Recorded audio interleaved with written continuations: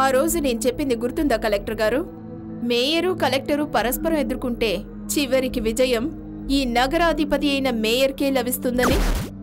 రేపు హర్తాల్ జరిగిన తర్వాత అది కలెక్టర్కి అర్థమవుతుంది. రేపు హర్తాల్ జరిగితేనే కదా జరుగుతుంది కలెక్టర్. మీరు పనిచేసి వచ్చిన ఢిల్లీ బీహారు లాంటిది కాదు ఈ రాష్ట్రం. ఇది ఏపీ, హైదరాబాద్. హర్తాల్ జరుగుతుంది. రేపు ఈ నగరంలో ఒక ఈగ కూడా ఎగరదు.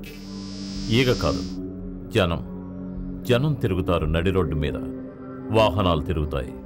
అన్నీ ఎప్పట్లాగే మామూలుగానే జరుగుతాయి. చూద్దాం.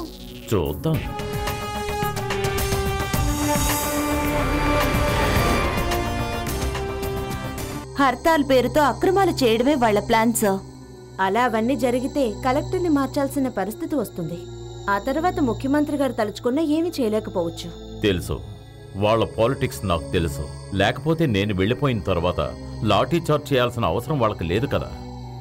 బట్ హర్తాల్ని ఆపి తీరుతాను. వియత్నాంలో మంత్రి గారికి జలుబు చేసినా సరే, క్యూబాలో హవానా చుట్టలకి రేటు పెరిగినా సరే, ఇరాక్లో ఏకాధిపతి అయిన ప్రెసిడెంట్ని ఉరితీసినా సరే, ఆ దేశాల్లో జరగకపోయినా మన దేశంలో ఖచ్చితంగా జరుగుతుంది హర్తాల్.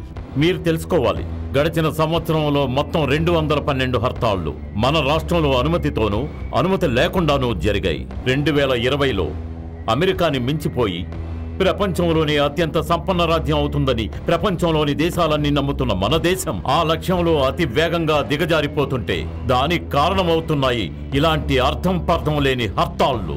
రామరాజ్యమైన మన దేశం హర్తాల్ రాజ్యంగా మారకూడదు. దానికి మీరంతా సహకరిస్తేనే అది సాధ్యమవుతుంది. ఈ హర్తాల్ ఆగిపోవడానికి మా జర్నలిస్టులు ఎలా సహకరించాలో చెప్పండి సార్. బహిష్కరించాలి ఆ వార్తల్ని. హర్తాల్కి సంబంధించిన ఏ వార్త కూడా పత్రికల్లోనూ ఛానల్స్లోనూ రాకూడదు. 100 మంది కూడా లేని రాజకీయ పార్టీలు హర్తాలు నిర్వహించి విజయాలు సాధిస్తున్నాయి అంటే దానికి కారణం పత్రికల్లోనూ ఛానల్స్లోనూ వచ్చే వార్తలేనని నేనంటాను. మీరెందుకని హర్తాల్ వంటి వార్తలకి ప్రాధాన్యత ఇస్తారు? రాజకీయ పార్టీలు వాళ్ళ సొంత ఖర్చులతో చేసుకోనివ్వండి హర్తాల్ లాంటివన్నీ. ధైర్యంగా ప్రజలు వీధుల్లోకి వస్తే దాన్ని ఆపగల శక్తి ఏ రాజకీయ పార్టీకి ఉంది మన రాష్ట్రంలో? ఇది జిల్లా కలెక్టర్గా నా వ్యక్తిగత అభిప్రాయం కాదు. ఏ రోజుకు ఆ రోజు కూలీ చేస్తేనే గాని కడుపు నిండని పేదల ఆక్రందన. ఎవరికైనా ఆరోగ్యం బాగాలేకపోతే వాళ్ళని హాస్పిటల్కి తీసుకెళ్లలేక హర్తాళ్ల కారణంగా నానా ఇబ్బందులు పడుతున్న సామాన్య ప్రజల అభ్యర్థన. ఆలోచించండి.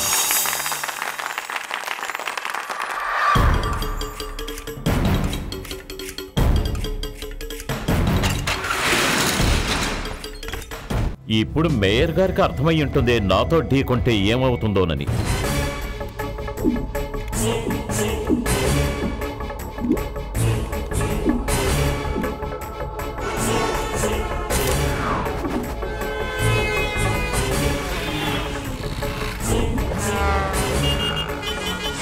నేను రెడీ మేడం. మీరు ఏ దారిలో వచ్చినా సరే ఎదుర్కోవడానికి రెడీ.